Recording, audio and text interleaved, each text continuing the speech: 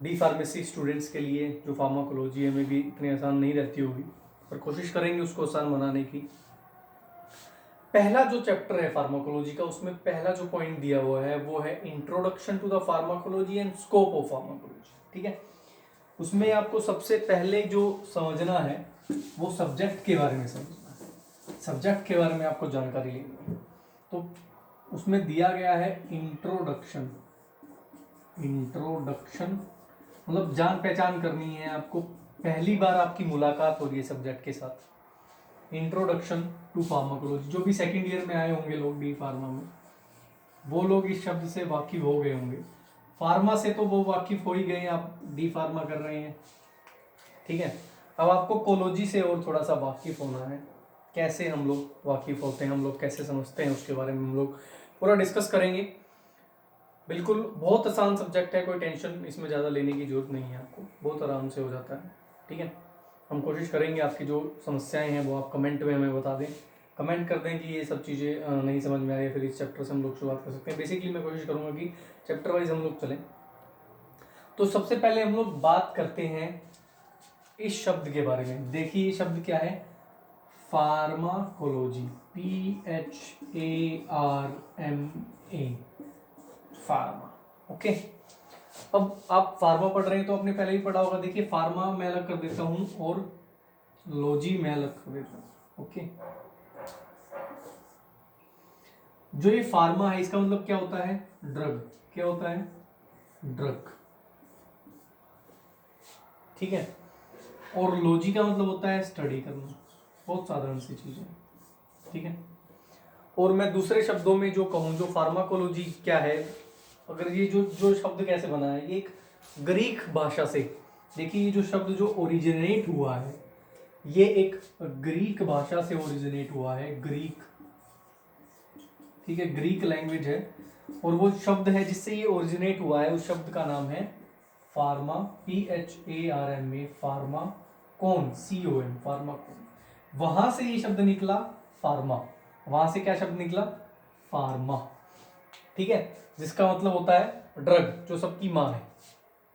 देखिए आजकल सभी लोगों को दवाई को जरूरत पड़ती है। ठीक है, हम लोग आगे डिस्कस करेंगे ड्रग किसको बोलते हैं, सारी चीजें हम लोग डिस्कस करेंगे। हम लोग पहले समझते हैं शब्द के बारे में कि ये शब्द क्या कह रहा है, अपने आप में क्या बयान कर रहा है। ये शब्द बयान करता है कि मैं ड्रग हूं और मुझे पढ़ो, मेरी स्टडी करो, मेरे ऊपर रिसर्च करो, मेरे को जानो कि मैं कैसे काम करती हूँ। ठीक है, या फिर करता हूँ, दोनों चीजें हो सकती हैं, जैसे आप ले लें। तो फार्माकोलॉजी बेसिकली क्या हुई, ड्रग्स की स्टडी। बस दो शब्द मिल गए, ड्रग्स प्लस स्टडी, तो क्या बन गया, फार्माकोलॉजी। क्या बन गया, फार्माकोलॉजी। आपके पेपर में आ जाता है कि डिफाइन फार्माकोलॉजी। फार्माकोलॉजी को क्या करिए, डिफाइन करिए। तो आप लोग लिख सकते हैं कि जो ये फार्माकोलॉजी है वो शब्द, उसका ओरिजिन क्या है, उसका ओरिजिन है ग्रीक।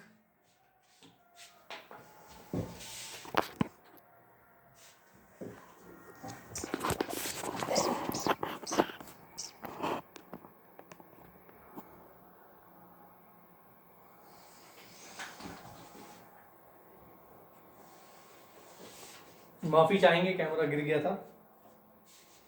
उसका जो ओरिजिन है वो क्या है, वो है ग्रीक ओरिजिन, यानी कि ये किससे आई है, ग्रीक ओरिजिन से आई है, ग्रीक। ठीक है, और ग्रीक में जिस शब्द से आई उसका है फार्माकोन। क्या है, फार्माकोन। तो it is basically the science, it is basically what, it is basically the science in which we study the drugs.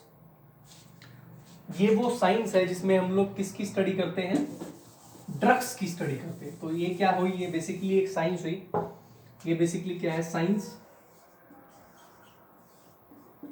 In which we study drugs, we study about drugs, या फिर ड्रग्स के ऊपर study करना। ठीक है, तो pharmacology की आपके पास डेफिनेशन आ जाए तो आप कैसे लिखोगे, आप लोग लिख लेना उसको, कैसे लिखना है उसको, that pharmacology is originated from Greek word. Okay, that is pharmakon, which means drug. जिसका मतलब क्या है? ड्रग है. which means drug and logi means study. logi means study. तो बेसिकली ये क्या है? It is a branch of science in which we study about drugs. हम लोग किसके बारे में स्टडी करते हैं? ड्रग्स के बारे में. तो आपको बस यही लिखना है कि ये किस भाषा से आया है. ग्रीक भाषा से आया है. ग्रीक में भी कौन से शब्द से आया है? फार्माकोन से आया है. ठीक है, जिसका मतलब ड्रग होता है. लॉजी जिसका मतलब क्या होता है? स्टडीज. इन सब चीजों को ना, इन सब चीजों को लिखते वक्त ये जो शब्द हम लोग लिख रहे हैं, जैसे फार्माकोन लिखा आपने, अंडरलाइन कर दीजिए. मींस मतलब ड्रग. लॉजी लिखा मतलब स्टडी. ठीक है, तो ये बेसिकली ब्रांच है जिसमें हम लोग क्या करते हैं? जिसमें हम लोग ड्रग्स की स्टडी करते हैं. ठीक है, ये हुआ सबसे पहले इंट्रोडक्शन. तो जिस विषय में हम लोग या फिर जिस सब्जेक्ट में हम लोग ड्रग्स के बारे में पढ़ते हैं, ड्रग्स की स्टडी करते हैं, उसको हम लोग बोलते हैं फार्माकोलॉजी. अब यहां पर एक नया क्वेश्चन शुरू होता है. एक नया क्वेश्चन आप सबके दिमाग में आना चाहिए, नया प्रश्न दिमाग में आना चाहिए कि अब हम लोग स्टडी कर रहे हैं ड्रग्स की, लेकिन ड्रग्स की क्या स्टडी करें? क्या? अब जैसे आपको सिंपल सा उदाहरण देता हूं मैं. आपको कोई कहे भाई आपको स्टडी करनी है, सिंपल सी बात है, आपको 12th के बाद स्टडी करनी है. आपकी 12th हो चुकी है, आपको कोई आगे गई भाई आपको स्टडी करनी है. ठीक है, अब आप क्या स्टडी करोगे? आप बीए में स्टडी करोगे, मतलब बीए में एडमिशन लोगे, बी फार्मा में लोगे, डी फार्मा में लोगे, बीएससी करोगे, बीएससी इन कंप्यूटर साइंस करोगे, क्या करोगे? मतलब किस चीज की स्टडी करनी है भाई आपको?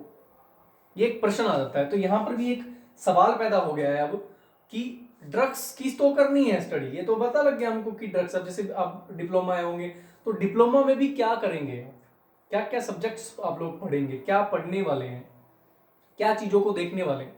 तो ये भी एक सवाल आ जाता है. तो यहां पर भी एक सवाल आ गया है ड्रग्स के बारे में कि हमको ये तो पता है कि हमको ड्रग्स पढ़नी है, और ड्रग्स पढ़ने से पहले सबसे पहले एक और सवाल आ जाता है कि ड्रग्स होती क्या है. ये भी आप सबके मन में एक प्रश्न उठना चाहिए नेचुरल सा, कि हम लोग पहले ये तो डिसाइड कर लें कि ड्रग्स क्या है, तभी तो हम लोग स्टडी करेंगे, और फिर हम ये डिसाइड करेंगे हम उनके ऊपर क्या क्या स्टडी करेंगे. ये क्वेश्चन आप सभी के माइंड में स्ट्राइक होना चाहिए. सबसे पहले जो क्वेश्चन स्ट्राइक होना चाहिए वो ये स्ट्राइक होना चाहिए कि दो यहां पर आपके प्रश्न बन जाते हैं कि ड्रग क्या होती है. दूसरा जो क्वेश्चन बनता है कि आपको स्टडी क्या करना है. फिर ड्रग, अगर आपको ये पता लग जाए कि ड्रग क्या होती है और दूसरा क्या है, स्टडी क्या करना है, तो basically these are the two fantastic question that are arises in your mind. That should be arises in your mind, जो आपके माइंड में अराइज होने चाहिए. तो अब हम लोग इन दोनों प्रश्नों को सोल्व करने की कोशिश करेंगे. अब हमारे पास दो सवाल खड़े हो गए हैं. अब हमको एक तो समझ में आ गया कि फार्माकोलॉजी में क्या पढ़नी है, ड्रग पढ़नी है, लेकिन सवाल ये उठता है कि ड्रग क्या है. What is drug? हम किस को ड्रग बोल सकते हैं? हम लोग किस चीज को ड्रग बोल सकते हैं? ठीक है, तो हमारे पास WHO ने डेफिनेशन दी ड्रग की. ओके, ड्रग की क्या दी? डेफिनेशन दी. कोई भी ऐसा केमिकल सब्सटेंस या फिर कोई भी ऐसी केमिकल एंटिटी जिसका इस्तेमाल हो सकता है किसी भी एनिमल पर या फिर ह्यूमन बीइंग पर for the purpose of the first thing is diagnosis.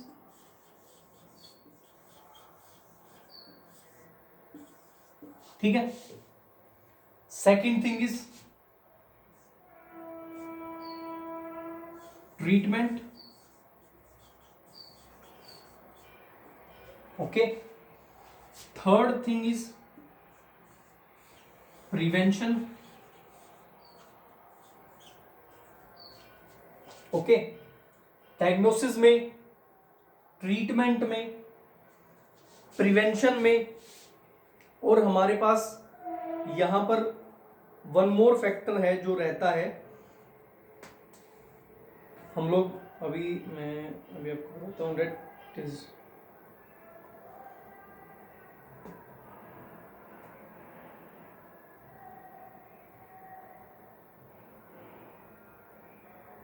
या फिर हम लोग यहाँ पर ट्रीटमेंट की जगह मतलब वही बाकी ये तीन ही फैक्टर कवर होते हैं। यहाँ पर बस एक और चीज लिखी हुई है, क्योर ऑफ डिजीज। ठीक है, क्योर ऑफ डिजीज। तो ड्रग क्या है, what do you mean by the drug? Drug के कुछ क्राइटेरिया दे दिए डब्ल्यूएचओ ने। डब्ल्यूएचओ ने कहा कोई भी ऐसा केमिकल सब्सटेंस या फिर कोई भी ऐसी केमिकल एंटिटी जिसका हम लोग इस्तेमाल करते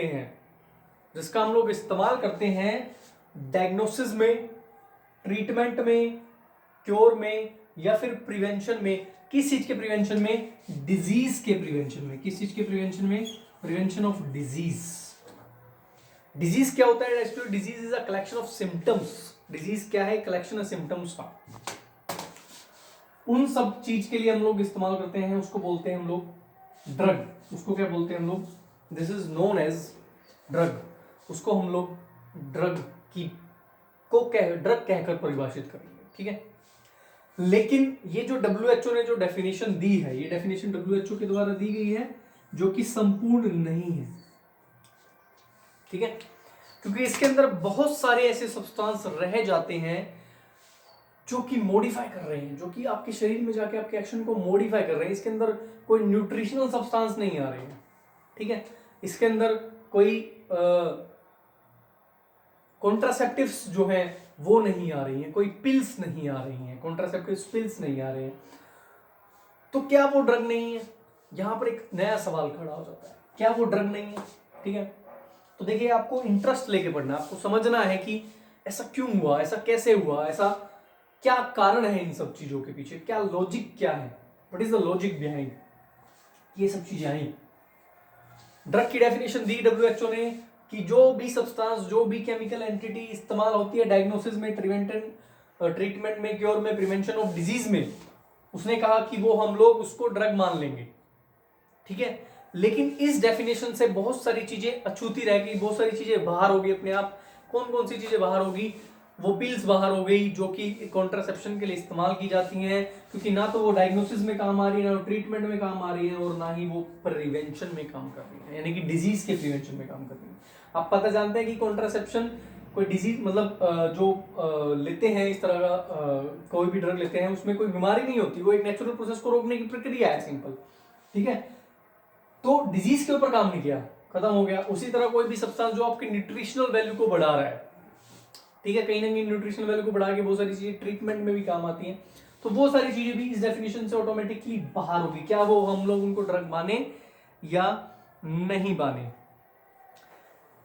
तो इस डेफिनेशन को और ज्यादा कॉम्प्रिहेंसिव करने के लिए, ठीक है, और ज्यादा सब्जेक्टिव मतलब और ज्यादा डिफाइन करने के लिए मॉडिफाई किया गया, और फिर जो डेफिनेशन दी गई वो दी गई कि drug is an any substance और प्रोडक्ट दैट इज यूज्ड और इंटेंडेड टू बी यूज्ड।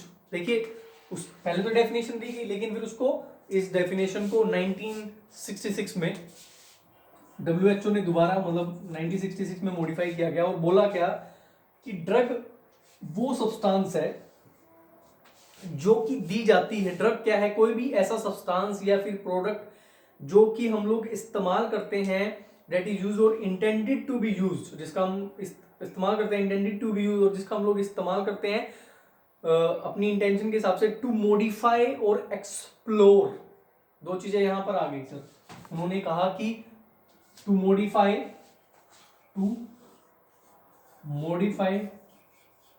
और एक्सप्लोर। एक्सप्लोर का मतलब क्या होता है सर?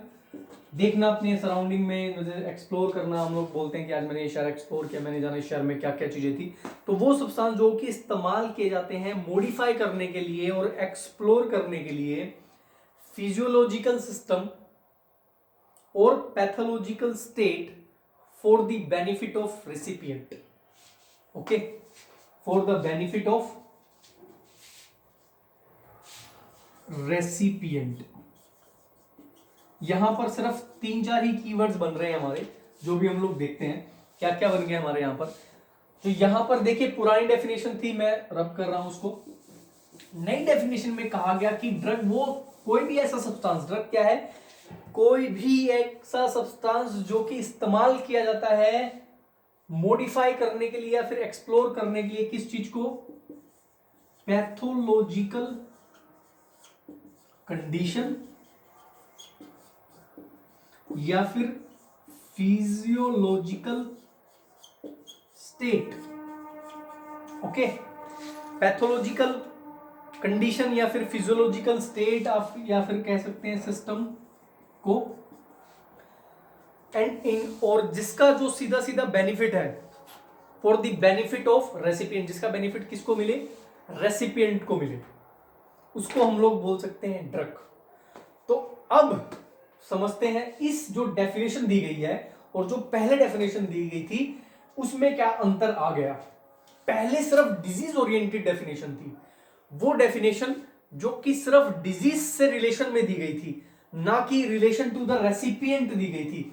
यहां पर जो डेफिनेशन दी गई है वो बेनिफिट ऑफ रेसिपिएंट के रिलेशन में है, RECI, रेसिपिएंट के रिलेशन में दी गई है। मतलब कोई भी ऐसा सब्सटेंस जो कि इस्तेमाल किया जाता है फिजियोलॉजिकल सिस्टम के एक्सप्लोरेशन के लिए या फिर फिजियोलॉजिकल सिस्टम के मॉडिफिकेशन के लिए या फिर पैथोलॉजिकल सिस्टम की जो पैथोलॉजिकल स्टडी, पैथोलॉजिकल स्टेट है उसके मॉडिफिकेशन के लिए, और उससे क्या हो, जो हमारा रेसिपिएंट है उसको, जिसको भी वो हम दे रहे हैं, चाहे वो एनिमल है चाहे वो ह्यूमन बीइंग है, ठीक है, तो उसको हम लोग दे रहे हैं, वो क्या सब्सटेंस है, उस सब्सटेंस को रखा गया ड्रग। अब इस ड्रग की कैटेगरी में, अब इस डेफिनेशन में सब कुछ कवर हो गया।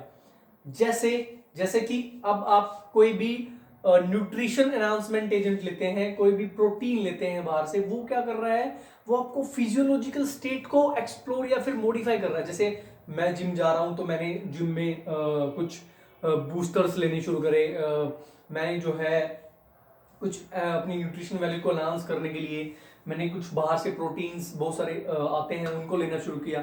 तो ये जो सारी चीजें हैं, ये सब चीजें क्या करती हैं, अल्टीमेटली आपको बेनिफिशियल के लिए इस्तेमाल की जा रही हैं।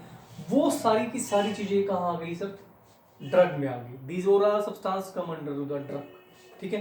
तो मुझे लग रहा है कि अब आपको ड्रग की डेफिनेशन क्लियर हुई होगी कि ड्रग हम लोग किसको बोले, ठीक है। जो हम लोग आगे पढ़ने जा रहे हैं, मतलब हमको पता होना चाहिए कि फार्माकोलॉजी में हमको ये पता चला कि ड्रग क्या, ड्रग की हम लोग स्टडी करते हैं फार्माकोलॉजी में। अब हमको ये पता चला कि एक्चुअल में ड्रग किसको बोले, किस सब्सटेंस को हम लोग ड्रग बोल सकते हैं। यानी कि कोई भी ऐसा सब्सटेंस जो कि मॉडिफाई करता है आपकी फिजियोलॉजिकल या फिर पैथोलॉजिकल स्टेट को मॉडिफाई करने का दम रखता है। जैसे कि आप डिप्रेशन में हैं, आपने कुछ भी कोई भी ऐसा प्लांट सूंघ लिया, मतलब प्लांट की बहुत अच्छी खुशबू आ रही है, कोई भी aroma you have around you, and आपका मूड अच्छा हो गया and you feel very good, तो इसका मतलब क्या हुआ, मतलब वो एक ड्रग की तरह काम कर रही है, यानी कि वो आपको एक बेनिफिशियल इफेक्ट दे रही है बॉडी के अंदर, ठीक है। तो वो हमारे पास ड्रग है। कोई भी डायग्नोसिस के लिए इस्तेमाल हो रही है। देखिए पैथोलॉजिकल स्टेट को एक्सप्लोर करना है तो पहले हमें पता लगाना पड़ेगा कि आपको बीमारी क्या है।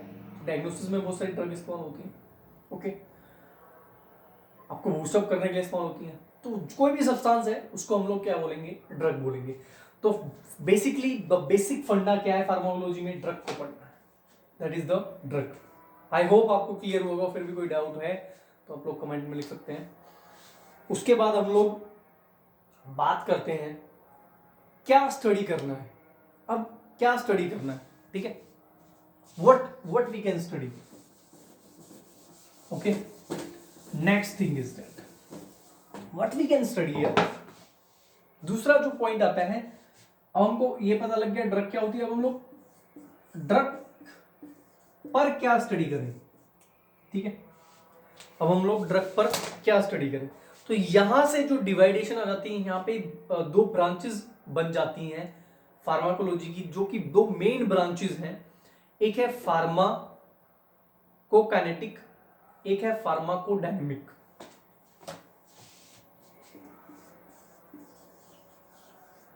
It is pharmacokinetic